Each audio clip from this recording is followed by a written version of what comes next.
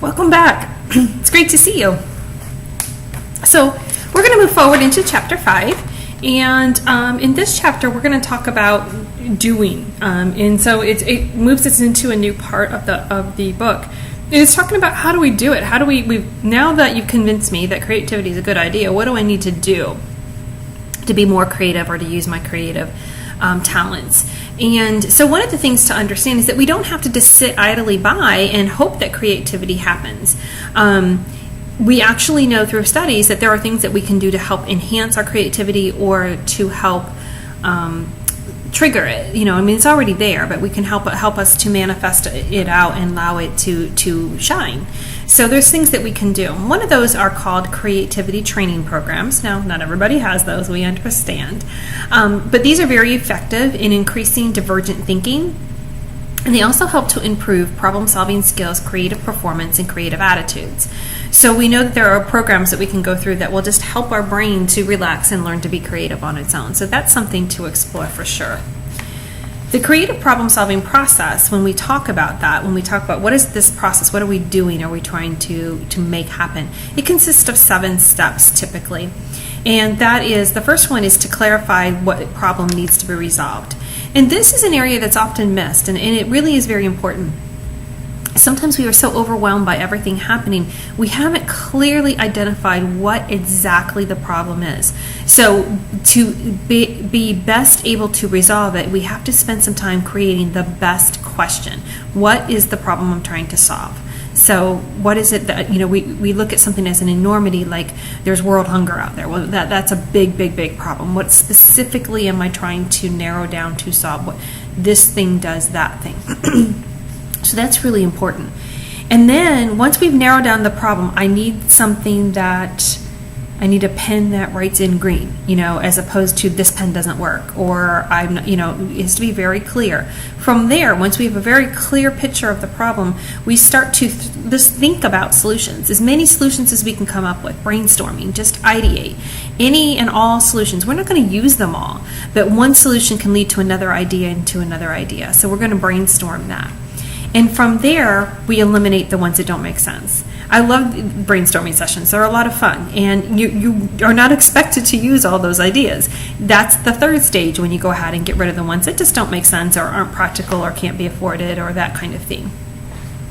From there, you're going to, once you've selected the workable solutions, and remember, we like options. We like to have more than one workable solution, but we may only work up one at a time.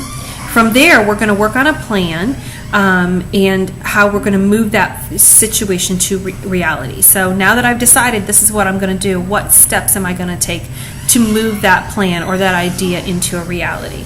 So we're going to be going through a couple of things. We're going to clarify, ideate, develop, and implement, and also to help us to better understand, ideate, experiment, and implement. So we have to really to kind of take it in those steps in those areas. And it may feel like it's kind of common sense.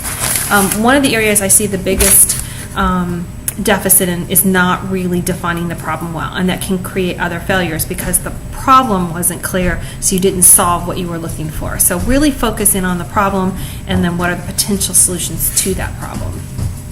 Sometimes it's important to also look at ourselves and take a little bit of inventory of ourselves, and that helps us to better be able to be more creative. And there are different thinking skills that can really help us with our creativity. Those include strength, speed, agility, imagination, and evaluation. They allow us to be more flexible thinkers. So we're not talking about like lifting strength. We're talking about knowledge, having enough knowledge that I can manipulate the pieces and parts. I can understand everything that's happening. If you pick up a foreign material, you don't understand what it's about. So you can't say, well, what if I did this instead of that? What is it something you're familiar with? I like cooking. I can look at a recipe and go, I don't have that, but I have this. This might work, and I can work it out in my head. I do not know how to fix a car. If I get a car manual, I didn't get past the first paragraph. I can't change anything or manipulate it and go, well, maybe if if it can't be duct taped, we better go to the shop because I can't fix it. I don't know what they're talking about.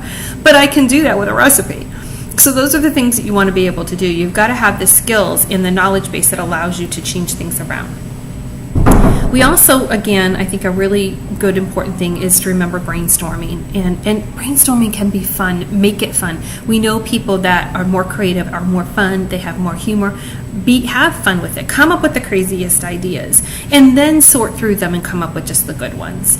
And adding that evaluation and judgment can be really helpful too, because some people don't know how to determine what is good from bad. So throw everything out there, have fun with that, but then having those innate skills, those thinking skills that say, well, this is why this one won't work, and being able to manipulate that is really, really helpful. Sometimes one of the things that can help us help us a lot too is to expose ourselves to new and novel ideas. This again, I think, is a really awesome idea.